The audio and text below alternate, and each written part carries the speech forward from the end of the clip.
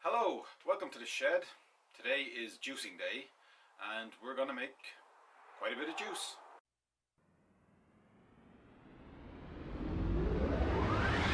So yeah, I've been creating cider for about 2 to 3 months now.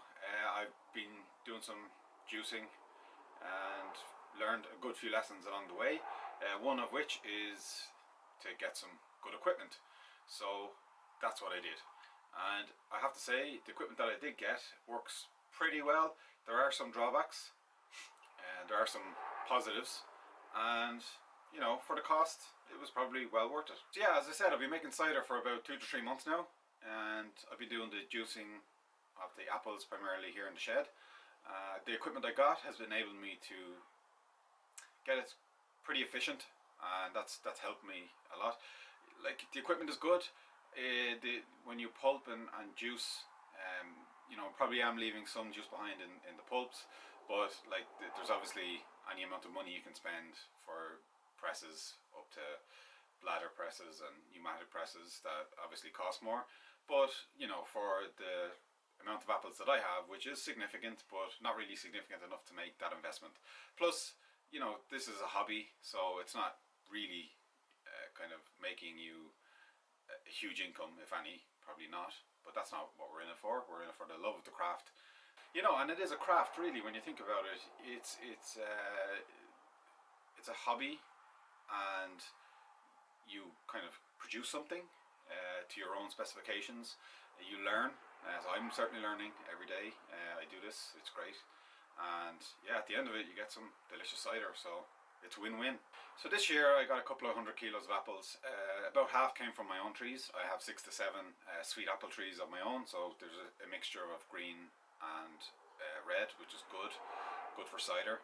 And a few friends have apple trees as well that they don't do anything with their apples, so they were more than happy to exchange their apples in exchange for a few bottles of quality homebrewed cider. Okay, so let me give you a walkthrough of the equipment you're going to need today for your juicing. Here's the equipment we're going to need today. So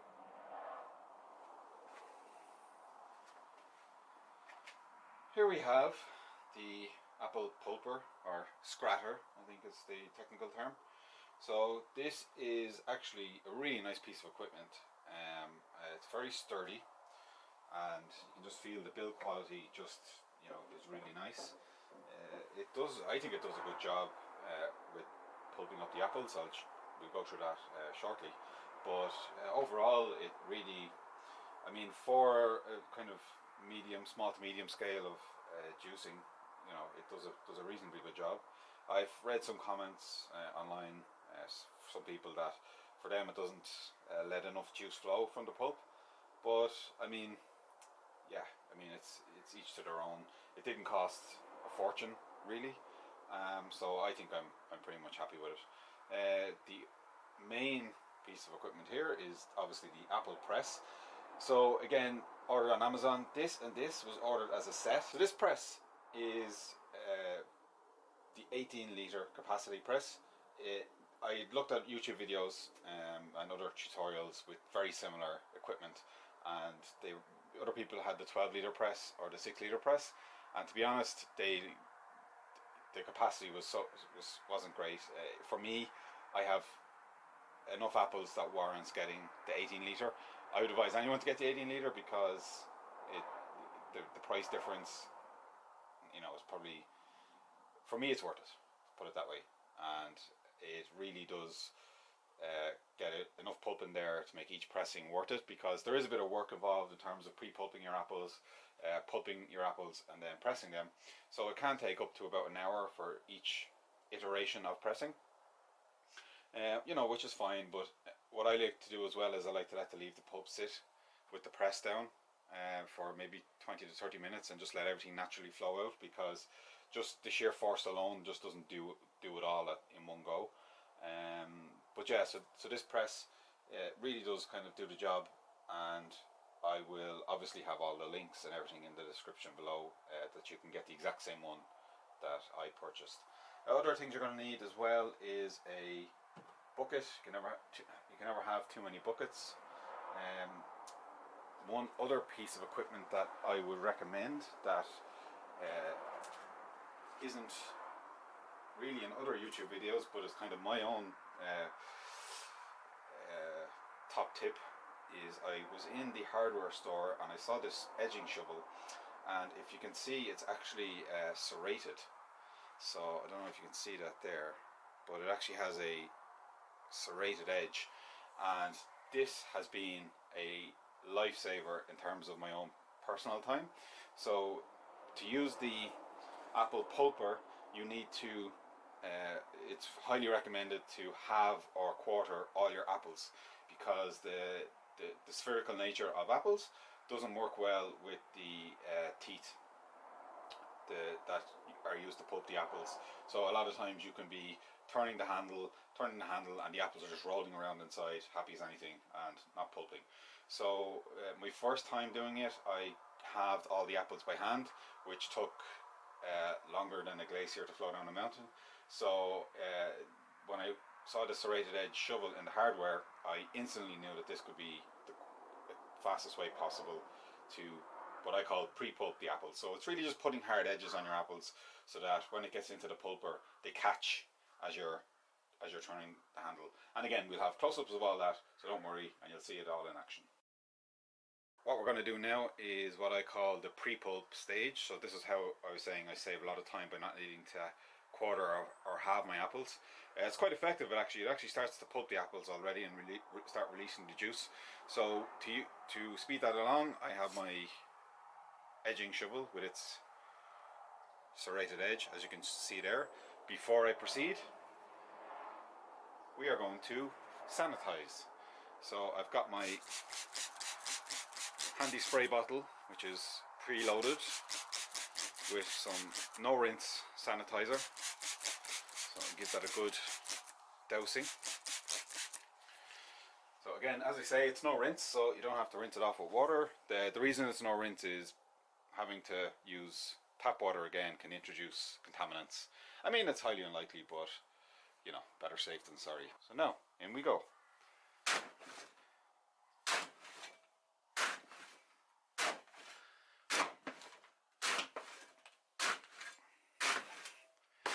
I mean, I don't know if you can see that there, but it cuts through like butter. It's also quite satisfying.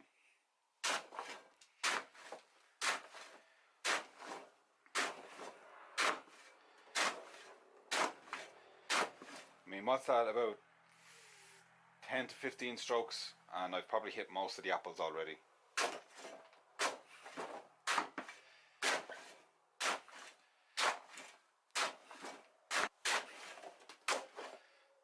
Who doesn't love a good close-up, right?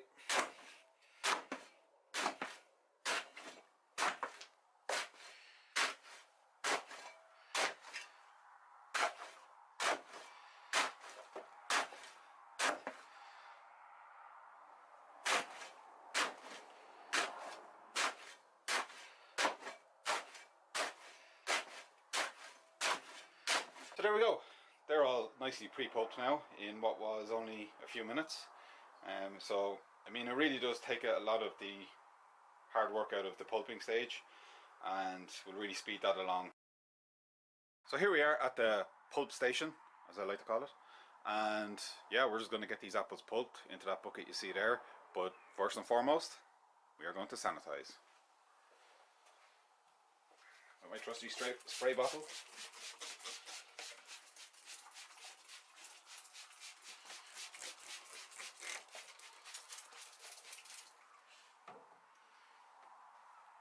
So here we go. Pretty straightforward, as you can probably guess. Start to get our pre-pulped apple. Just feed it into the hopper.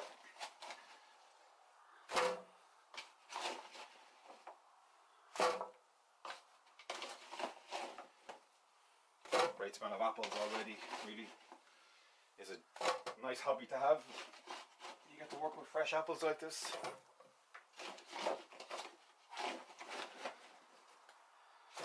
Okay, that's a decent amount in there already. And then we just gotta turn the handle.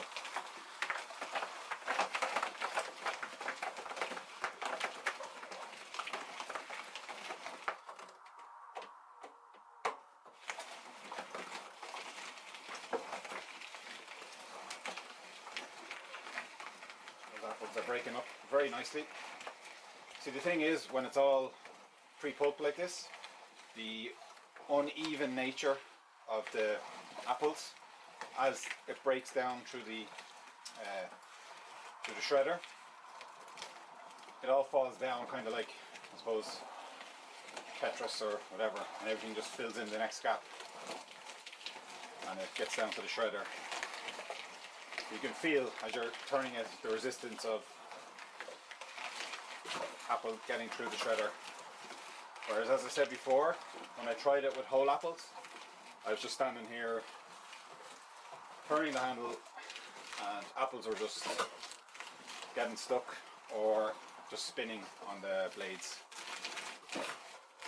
So it's important when you're doing anything for your first time is, I suppose, you just learn from not necessarily mistakes, but how to make things a bit more efficient. You know, turn to resources like I did, like YouTube and online message boards. But don't be afraid to experiment yourself and find out what works best for you.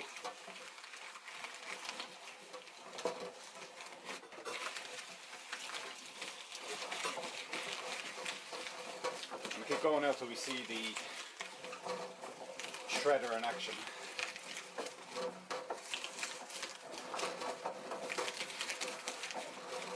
It's actually quite satisfying.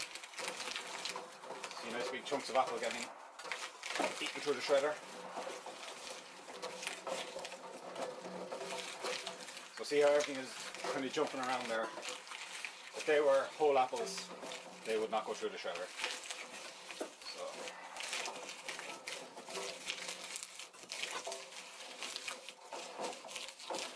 And there we go. Another top tip, and something I can't recommend highly enough, is these table clamps. So the shredder comes with instructions in terms of you have to hold it down as you shred, and I tried that, and again, it just did not work. The shredder keeps sliding all over the place, and it's just not efficient. And you know, you got to work smart, not hard. So these clamps were like €6 for a pair, and they have been invaluable in terms of allowing me to pulp freely.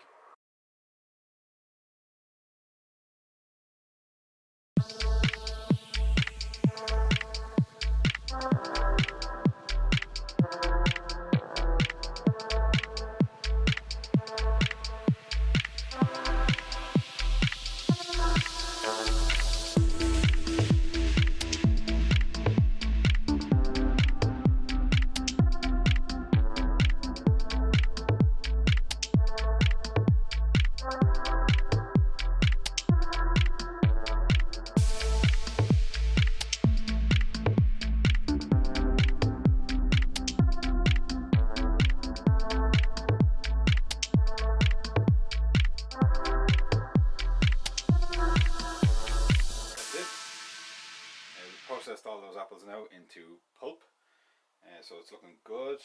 Yeah, so here we have the processed apples, so it's now pure pulp.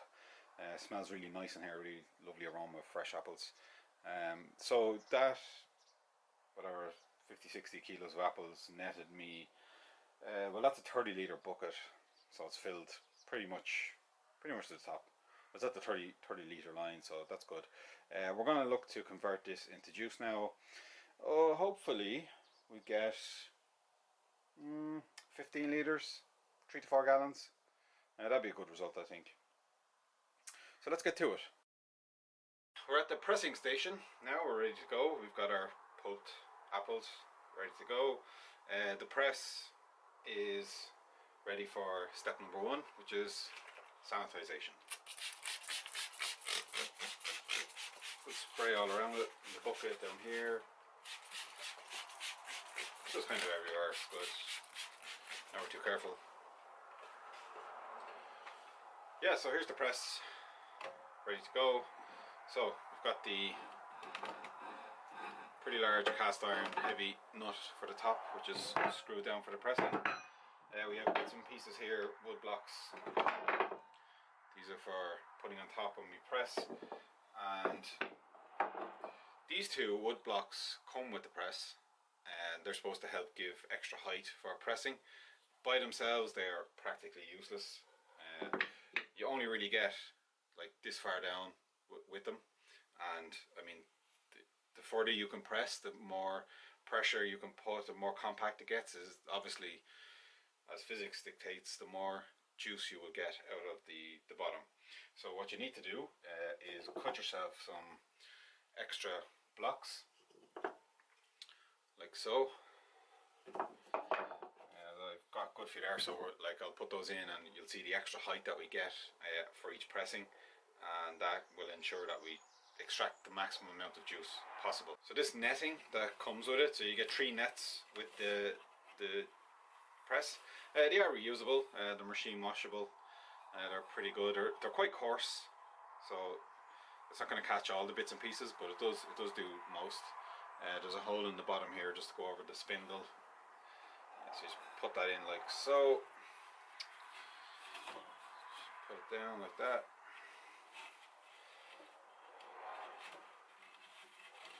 It's good just to tuck it around the edges here. It makes it much easier to pack in the pulp. I think it's worth mentioning that I've learned as well that this netting is really just to hold in the kind of the large pulp pieces. You know, smaller pieces, particles, bits of dirt, you know, as clean as you can try and be. I mean, we're not in a sealed clean room or factory setting, so you know, bits and pieces are going to get into your juice. And so what I do recommend is don't agonize too much if you see bits falling into the juice when you're juicing. Just let it happen. Another top tip is inbound. I use a very fine muslin cloth at the very end. So what I do then is take all the juice and run it through the muslin, and that will catch, you know, a huge amount of anything that's left in the juice. So you will be left with very clean, clear juice. So I have my lovely pulped apple here. So we're going to just start to feed that into the 18-litre apple press. Never did I think I'd be bragging about my 18-litre apple press to fellow people, but I can't help it. And should you get one, you won't be able to help it either. So just throw it in to our pre-sanitized press.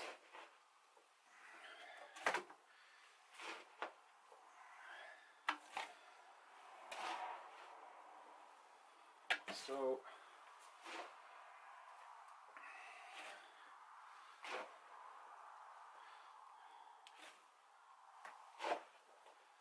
I once knew a guy who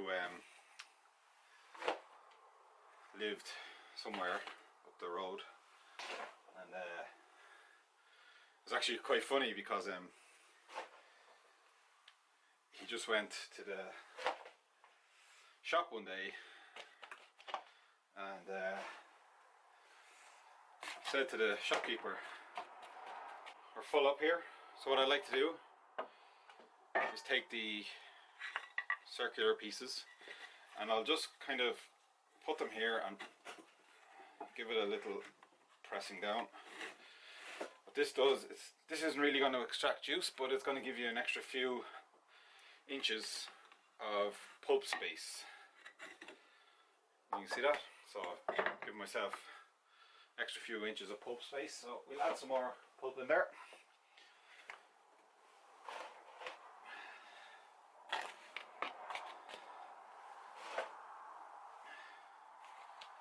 Oh, that's good, yeah. We're nice and full now. I don't think we're going to get any more in there. Now we're going to get on with pressing. So here are those circular bits again. So they just sit on the top. Just kind of push them down so they get securely. So that's very flush now on the top, which is good. Now here where I was talking about earlier is the blocks. So you basically get these two with the kit. So I like to put those crossways. So the two circular pieces, the cut is in the center, and I put these crossways just to try and help keep things stronger. You also get this top part, so that you turn the press against here, and under here is what presses down like so. But as you can see, it's only like 1.5 inches of extra space you get here, and that's not very good at all.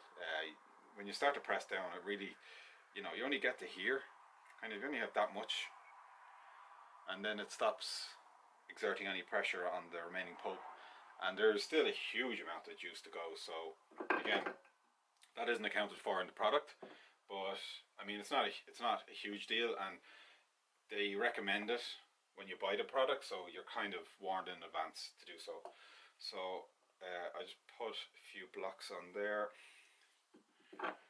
Okay, so now you can see we have a lot more height on that. So then I got my nut. This is really sturdy. Yeah, definitely don't drop that on your toe, because that would be painful. So you just turn the nut down like so.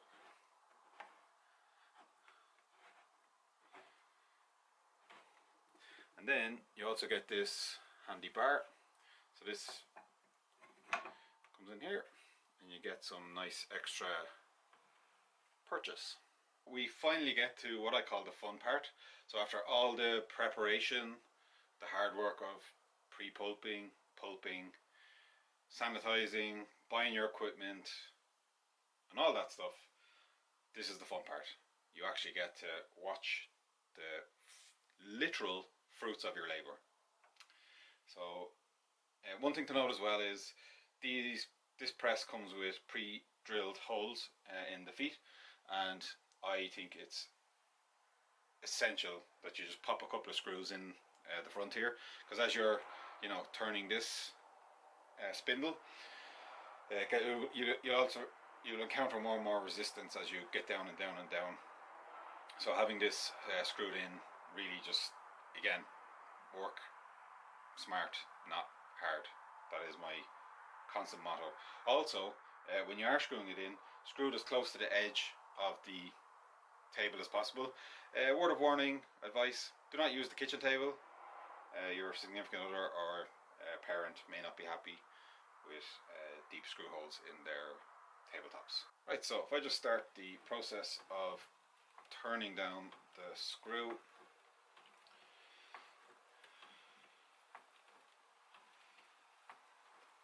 the juice is a bit shy at the very beginning, but don't worry about that. What you will get in every pressing is a stage where the juice just completely and utterly floods out, and it is quite joyous to watch, I will say. So here we go now. This is, I'm starting to see some movement. Here we go.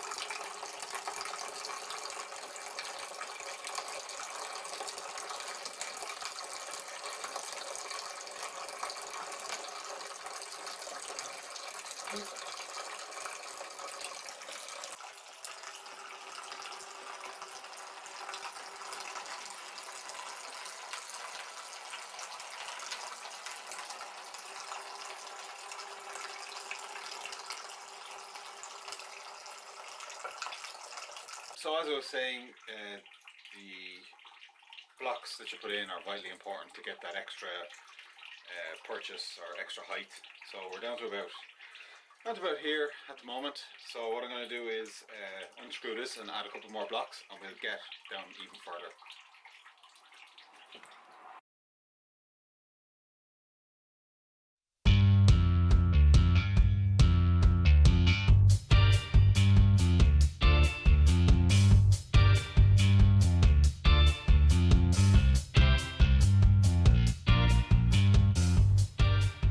Now we can start to put it down again, and we're going to have another round of juice extraction to come.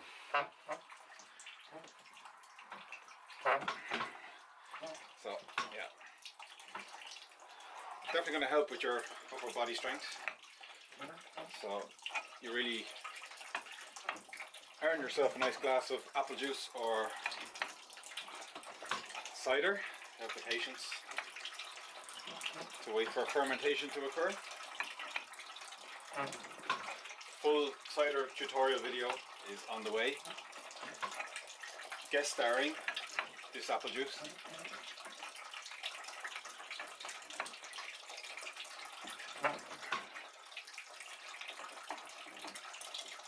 Apple juice like this has natural yeast, so just left unattended it will begin to ferment and eat its own natural sugars.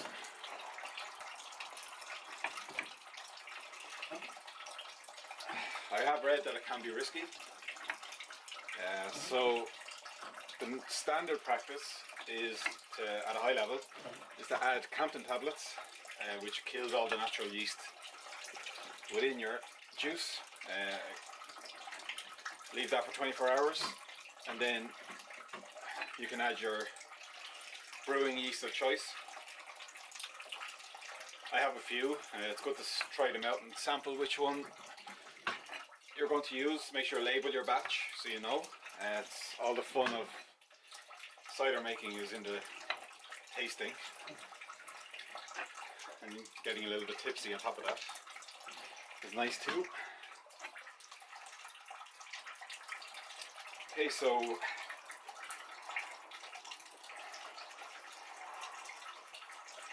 currently have 4 litres of juice. This still has some juice to give, absolutely. As I said, you know, other people have found the pulper that I used to not extract, or not allow you to extract the maximum amount of juice. I mean, I accept that. That's going to be the case in some scenarios. We've got, I'd say, a good 90% of the juice we're going to get. So I'm going to let that sit for about 20 minutes and just let the last bit of juice flow out naturally. Let gravity do the rest of the work. Because I'm a bit knackered, so I'm going to have a cup of tea and a biscuit. Okay, so that was one pressing done, and we're just up to the 5 litre mark there. So yeah, let's do it again. So here we have the results of our day's moderately hard labour. Approximately 13 litres contained here, not bad. I got about 15 litres on my last day's pressing. Obviously had more apples that day, and again, it's various techniques of how I decide to pulp and juice, I suppose, may have some effect on the total outcome. I enjoyed that day's pressing of my own apples. I think it's a good feeling when you look to add value to something that is yours, and I mean, it's not really for any monetary gain, although that would be nice, but you know, just using things that grow on my land and turning them into something that I will enjoy and give to other people as gifts, or when I have guests over. You know, it's a great story to tell that you created your own cider from the very start with an apple right at the end, you know, with a nice bottle of cider. And the great thing about it is cider will last for quite a while, or as will pasteurized apple juice. So you can bottle it up and you can leave it to one side and let it age and mature, let the flavors develop, and that can be enjoyed for years to come. In my next video, I'm going to bring you through every single step you need to follow in order to create your very own delicious cider. If you have followed this video and you wanted to make your own apple juice, I salute you. If you want to just skip that step and go buy some fresh, organic if possible, apple juice, and you can start with that, that's fine too. So until then, thank you very much for watching. I enjoyed myself. I hope you did too. See you next time.